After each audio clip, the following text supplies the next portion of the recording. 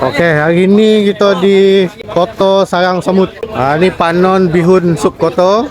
Dia ada campur-campur macam-macam lah. Dia kwetiau tapi bihun Nabi.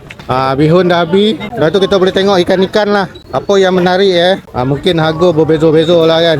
Mau tengok dia punya korang-korang itu. Korang-korang macam ni kan. RM5 macam ni sekilo RM12. Apa nama ni? Tu korang kecil halus-halus lah. Kecil-kecil RM10. RM15.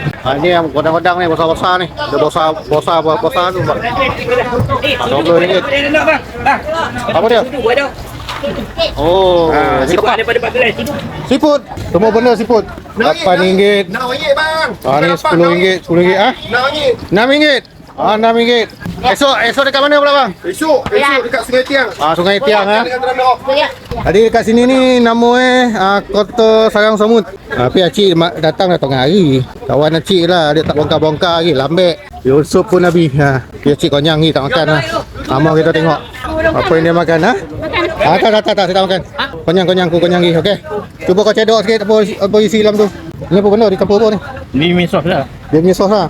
Oh, dia kena campur macam tu. Gula tak letak ke gula? Ni bukan kelantan weh. Dia biasa bihun sup. Bihun sup dah habis. Aku tunjuk yang dah habis tu. Yang dah habis, apa benda dah habis? Bihun sup dah bihun. Ni. Seraga ni habis Datang lambek memang habis. Kalau macam ni semangkuk ni RM5.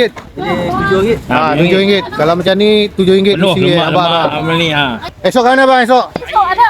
Esok hari Rabu. Sekolah salah. Di mana? Sekolah salah. Kuala Salah. Hari kami? Hari Khamis, Pampak. Di Pampat. Dia kesnya nasi kuning, bihun ni pun kuning.